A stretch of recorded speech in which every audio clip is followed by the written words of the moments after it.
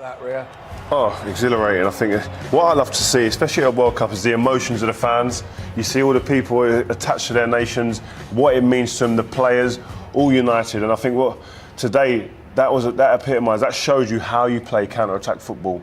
A team that I thought showed a bit of lack of respect for the Mexican team, the Germans. They left big spaces, and this Mexican team exploited it with pace, and they was direct. When they won it, they played the ball forward and ran, and they hurt this German team. I mean, if they'd have been a little bit more decisive in the final third, like Cesc said, that could have been embarrassing for Germany. Absolutely, it happened time and time. It happened 5 or 6 times in the first half. It happened 2 or 3 times again in the second half. It was just their final pass or their effort at goal was lacking. It was an immaculate performance from Mexico. Just the one goal in the end. Lozano with the goal. Talked about him before the game, and well, what a moment for him, what a moment for his country. He'll be remembered forever for this. That play from Chicharito there, Hummel's running out with a one-touch and spin, a defender's nightmare. But here again, it was all about decision-making, what we said. They got it wrong up to this point, comes in, takes his time. The cool, calm composure we had to finish that off was fantastic, because all of us here thought the chance had gone. I know, where were the German defence? And quite frankly, who cares? To quote certain Barry Davis from way back when, of course, different sport. What a finish. Yeah, it was a hell of a finish. Yeah, that was the one time they did have the quality to punish them, because we were saying, weren't we, that they've got to take advantage of the chances that they were creating. They did on that occasion. Superb finish. But you know what? Hummels and Boateng, 2 vastly experienced defenders, winners. I wouldn't mind if the same thing kept happening all the way through the game. If there was inexperienced players, they're experienced. They see it happening. They have to drag people about. As the 2 centre-halves, you can see the whole picture of the game. You've got to tell your midfielders, get back in here, protect us. Fullbacks overcommitting too much sometimes, and we're getting caught time and time again with 3 players up the pitch. It was almost like Germany were 1-0 down playing the last 5 minutes of the game, but all the game. Yeah, they didn't read the game well, to be honest. I don't know if they were overconfident or because they really worked on it during the week, but definitely they were predictable. I don't think we've seen the best out of their top players, and that was the only disappointment from them. Lots of counter-attacks in the second half, as well as the first half. I mean, you could probably put 15 together with 36 shots in the match. I mean, I know Germany had a few. But this is staggering. There's the 2 fullbacks there, right? Now watch Boateng, the defence here. 2 Mexican players. Why isn't he screaming at one of those midfielders or one of those fullbacks, get back in here and give us some support, because it's going to be 2-on-2 here. He sees the whole game. A better pass there, then they're out of the game. It's incredible. He sees the whole picture, Boateng. He needs to say something. If he's not covering himself, which he should do because he sees that there's no one else, he has to be calling someone. Where are they? Where are the fullbacks here? I suppose we don't know. Maybe they were just ignoring him and he was shouting. But to the naked eye, you'd go mad. Yeah, but to the naked eye, people think about defending as just tackling, heading, physical stuff. Yeah. A huge part of this game is communication, talking, telling people where to be on the pitch to make your job easier. They were left isolated, they were left open, 1v1, 2v3 half the time. Rio, these are World Cup winners. Yeah, they are. But you need a voice, you need to communicate.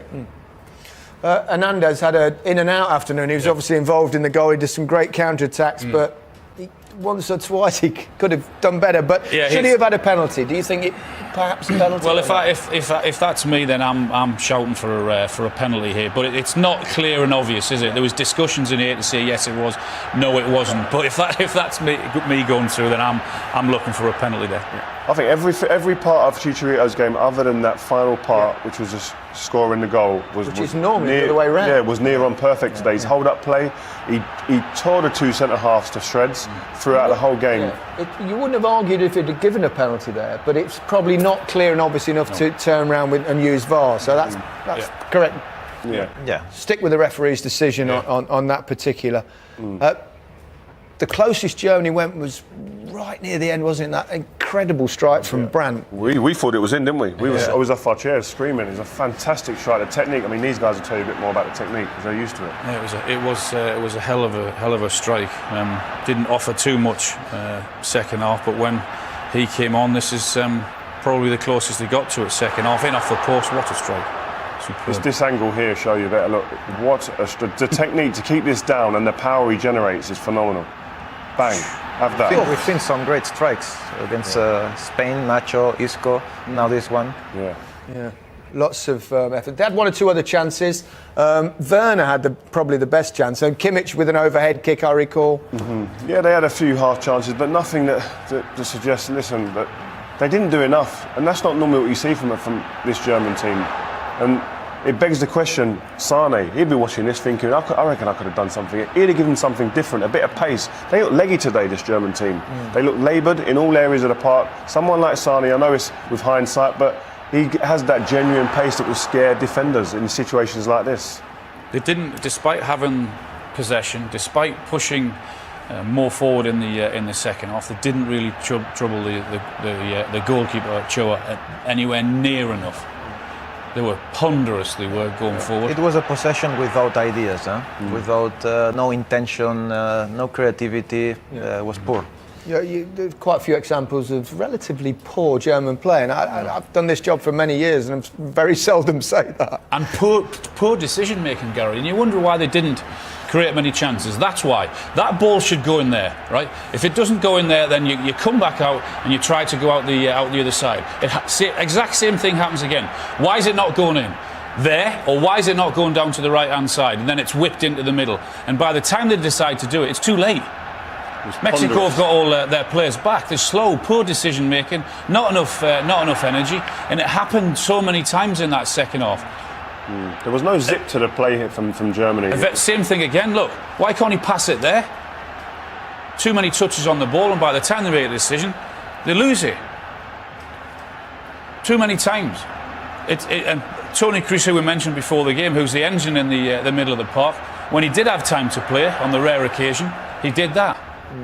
He tried. At least I can give him that he tried. You can see that he wants, that he cares. Obviously, it's not his day. It didn't come off, but at least he tries. You know, he needs also the players. I know because I play in that position. You need your players in front of you to have more movement. I didn't see that. I didn't see anything different. You could have, I don't know. Maybe we don't like him as much as before, Mario Gomez, but he gave something different at the end in crosses.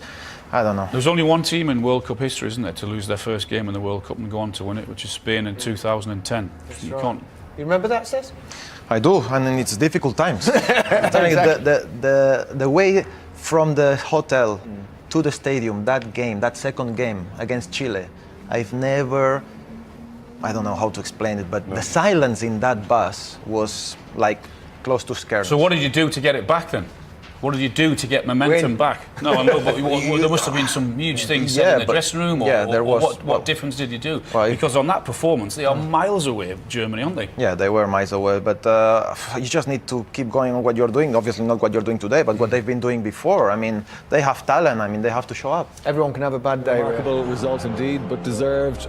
On the day, Mexico therefore top Group F after their opening encounter with Germany. Sweden and South Korea, well, they play tomorrow afternoon with a 1 o'clock kickoff. So not the start many were expecting to Group F, but that will certainly be one of the high points in his managerial career. I mean, I don't know whether we can call this a low point for German football, but they certainly weren't the Germany we're used to seeing at the start of a World Cup, because normally they start all guns blazing, they're out of the blocks quickly, they've won their opening match for the last 7 World Cups, Diddy, but didn't quite happen for them today. Is it all down to how Mexico approached the game? Well, I think a bit of both. We touched on some of the things that may harm the chances of Germany in this World Cup. They've got a pretty inexperienced side. Keith made a good point before the game. Mertesacker, a seasoned pro, very experienced. He was a player who was a squad player in Brazil. And sometimes you need, when you've got young players on the pitch, sometimes at half-time when there's a more experienced or an older player, just to put the arm around and say, listen, we're 1-0 down, don't worry about it, we'll be fine. All the guys on the bench here, apart from Marco Reus, who's had a lot of injuries over recent years, they're all happy to be there. So there's no one player who would go up to one of the other players and encourage them, because it's the first World Cup for most of them. Then you've got some players who are in the World Cup in the starting 11 for the first time. Touched on it before, 7 players from the World Cup final, from the World Cup team from 2014 still in the team. Yeah. I think what they lack is leadership. You know, you saw today, I think, to take the responsibility, to calm things down, to do the right thing at the right time. Could be one tackle, could be one cross, it could be one thing that changes the whole game. They just didn't have it today. And we shouldn't forget, it still took a superhuman effort from Mexico to beat the German side. But there certainly will be questions asked because, you know, who's to say that things will be different in the next game? Yeah, but just on the subject of leadership, Didi, at the Confederations Cup, they beat Mexico 4-1. It was a far more inexperienced German lineup on that particular day. So, I mean, what was the difference? Well, without discrediting the Confederations Cup, this is a completely different ball game. You know, Confederations Cup is a pre. It's like a ceremonial tournament. A ceremonial tournament a year before. You know, Mexico may not have taken the best team. The best team in the competition was Chile, which they beat in the final. Germany, they did ever so well. Chile didn't even qualify for the World Cup.